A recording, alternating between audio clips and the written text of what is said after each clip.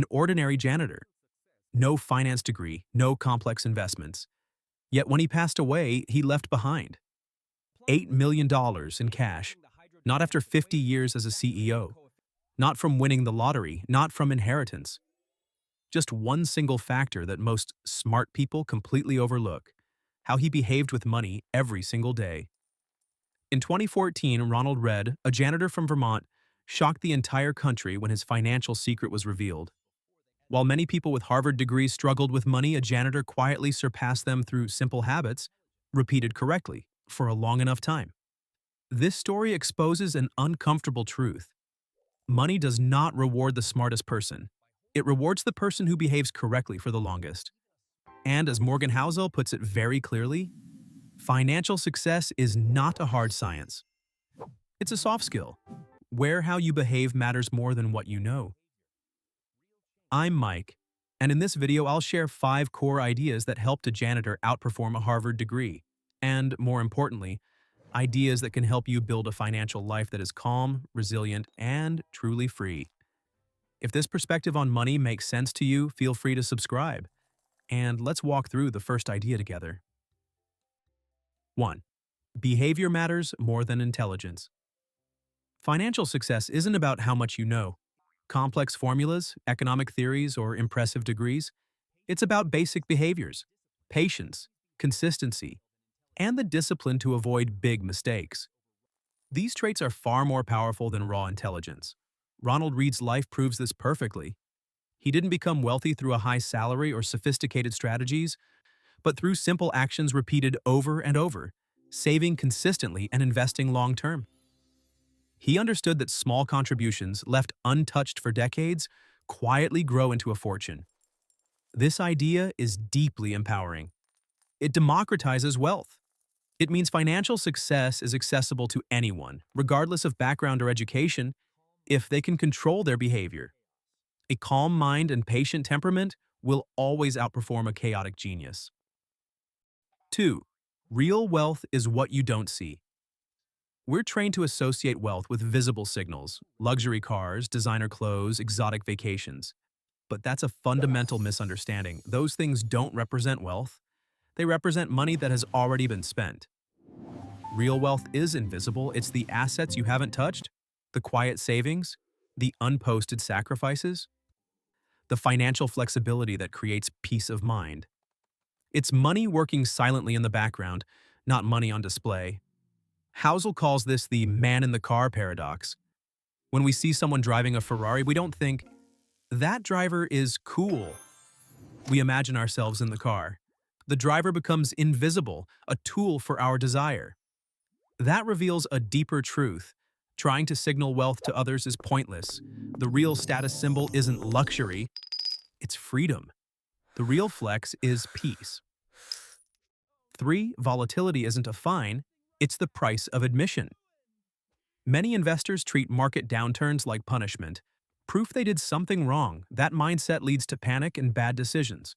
The correct mindset is this: volatility is a fee, a price you must pay to earn long-term returns. Just like you pay money for a quality watch, you pay uncertainty, fear, and discomfort to earn market returns. Think about Netflix investors. 10 years ago, investing heavily could have made you rich. But could you have paid the price?